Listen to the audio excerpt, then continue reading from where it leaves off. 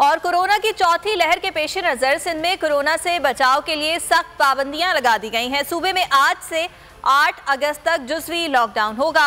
Lockdown के दौरान सूबे की तमाम मार्केट्स बंद रहेंगी, इंटरसिटी ट्रांसपोर्ट बंद रहेगी, कराची में बड़ी ट्रांसपोर्ट भी बंद रखी जाएगी। कोरोना टास्क फोर्स के इजलास के बाद वजीर आला सिंध मुराद अली शाह का कहना था कि मुकम्मल नहीं 9 रोज के लिए सिर्फ जुज़वी लॉकडाउन होगा। मखसूस शोबे बंद होंगे, बड़ी ट्रांसपोर्ट बंद, छोटी ट्रांसपोर्ट वैक्सीनेशन के लिए खुली रहेगी, तमाम सरकारी दफातर भी बंद रहेंगे।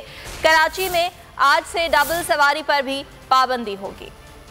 मुहालिक वबा की चौथी लहर की तबाहकारियां, सिंध सरकार का बड़े एक्शन का ऐलान, सूबे भर में जुज़वी लॉकडाउन नाफिज कर दिया। कोरोना टास्क फोर्स के इजलास के बाद वज़ीर आला सिंध मुराद अली शाह का पाबंदियों का ऐलान। 8 अगस्त तक सूबे की तमाम मार्केट्स बंद रहेंगी, इंटरसिटी ट्रांसपोर्ट बंद रहेगी, कराची में बड़ी ट्रांसपोर्ट भी बंद रखी जाएगी, डबल सवारी पर भी पाबंदी होगी। पीर से तमाम सरकारी दफातर भी नहीं खुलेंगे।